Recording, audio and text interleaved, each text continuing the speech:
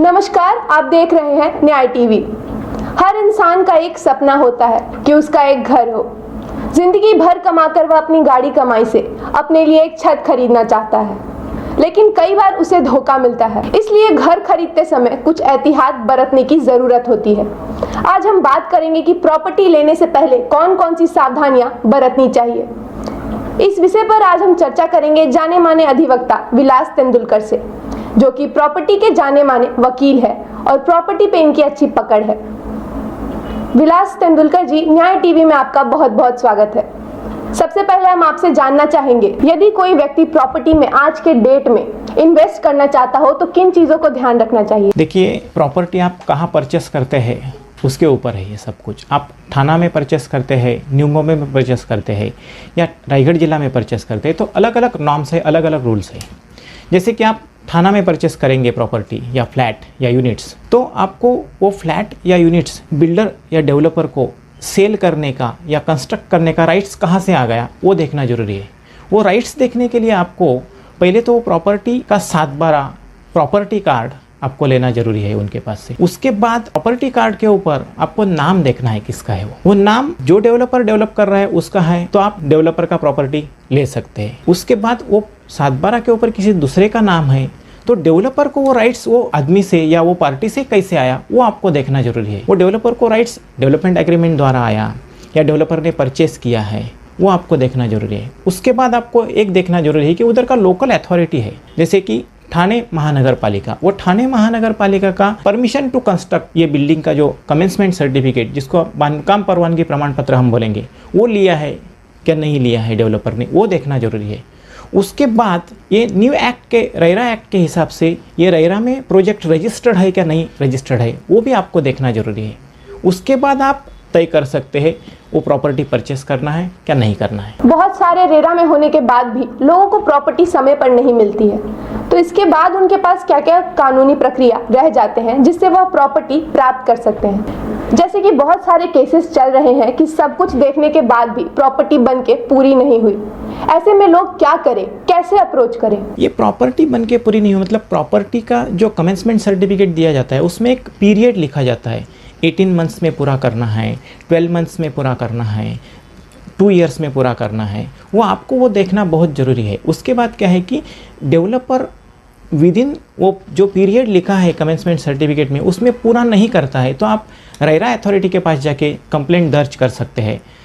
Otherwise आप consumer court में भी जाके ग्राहक निवारण मंच है, हर एक डिस्ट्रिक्ट में ग्राहक निवारण मंच होता है, वो डिस्ट्रिक्ट लेवल का ग्राहक निवारण मंच में आप जाके अपनी कंप्लेंट दर्ज कर सकते हैं। बिल्डर वो या developer project with in time पूरा नहीं करता है तो। एक इन्वेस्टर अकेला जाकर कंप्लेंट कर सकता है या समूह में जाना पड़ेगा। नहीं, ऐसी कोई ज़रूरी नहीं है समूह में जाना, क्योंकि हर टाइम पे समूह में फ्लैट परचेस करेंगे ऐसा बोल नहीं सकते हैं। इसके लिए क्या है, एक जो निवेशक है फ्लैट परचेजर है वो भी जाके कंप्लेंट दर्ज कर सकता है। इसकी सुनवाई में अदालत में कितना वक्त लग जाता है? एक आदमी को न्याय मिलने में कितना वक्त लग जाता है? नहीं, न्याय मिलने में वक्त कितना लगेगा वो एकदम डेफिनेटली बोल नहीं सकते, क्योंकि इधर इंडिया में कोर्टों के पास बहुत काम रहता है, बहुत लिटिगेशन पेंडिंग है। पहले से जो आए हुए हैं उनका भी लिटिगेशन सुनवाई देना है, इनका भी नया जो फाइलिंग होगा वो भी सुनवाई देना है।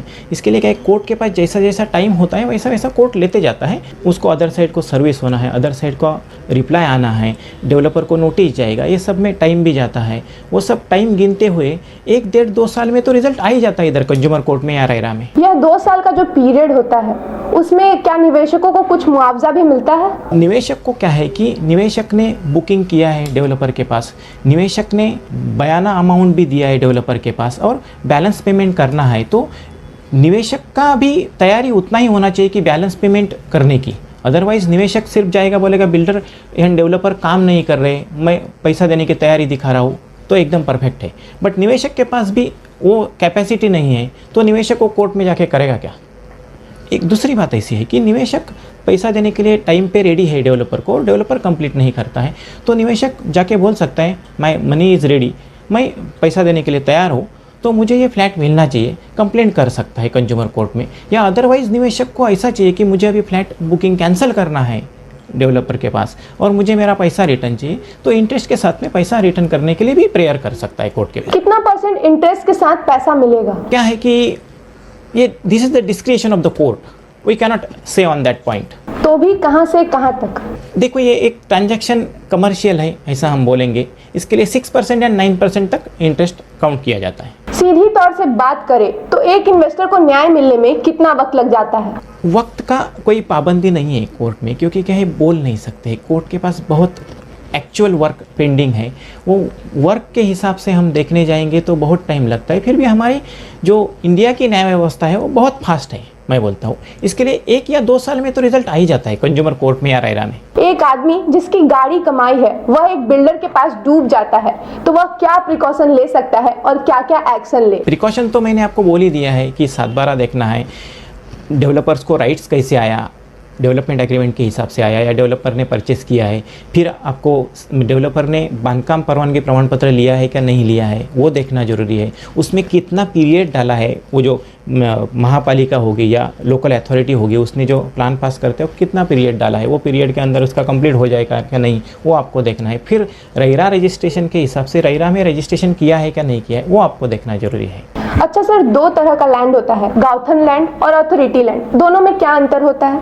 गाउथन लैंड लेना चाहिए या अथॉरिटी लैंड ही लेना चाहिए? गाउठान मतलब ऐसा कोई गाउठान की सिस्टम नहीं है यहाँ पे, बट जो भी लैंड होता है वो 7/12 लैंड होता है। आप डिस्ट्रिक्ट लेवल पे जाएंगे तो इन न्यू बॉम्बे गाउठान लैंड है, बट वो गाउठान लैंड नहीं है, वो एक 12.5% स्कीम है। जिनका लैंड सिडको ने न्यू बॉम्बे सिटी वसाने के लिए एक्वायर किया है, एक्विजिशन किया है, उनको उनका लैंड के बदले में कुछ मुआवजा बोल के प्लॉट मिले हैं, डेवलप्ड प्लॉट, उसमें भी आप लेने में कोई तकलीफ नहीं है, क्योंकि सिडको बाकायदा एग्रीमेंट टू लीज करके देता है।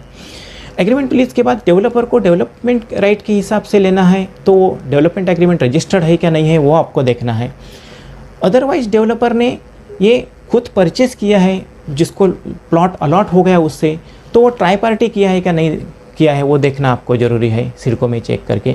उसके बाद उसने प्लान सैंक्शन किया, इधर तो नवी मुंबई महानगर पालिका है न्यू बॉम्बे में, तो नवी मुंबई महानगर पालिका से प्लान सैंक्शन किया है क्या नहीं किया है वो देखना जरूरी है। फिर उसके बाद रेरा के हिसाब से रेरा रजिस्ट्रेशन उसका हुआ है क्या नहीं हुआ है वो आपको देखना जरूरी है। हमें उम्मीद है विलास तेंदुलकर जी की बातें आपके काम आएगी। बने रहे न्याय टीवी पर। बने रहे न्यायटीवी.com पर। आप हमें फेसबुक और यूट्यूब पर भी देख सकते हैं। फेसबुक पर हमें देखने के लिए लाइक करें और यूट्यूब पर सब्सक्राइब करने के बाद बेल बटन जरूर दबाएं ताकि हमारे कार्यक्रमों की सूचना आप तक पहुंचती रहे।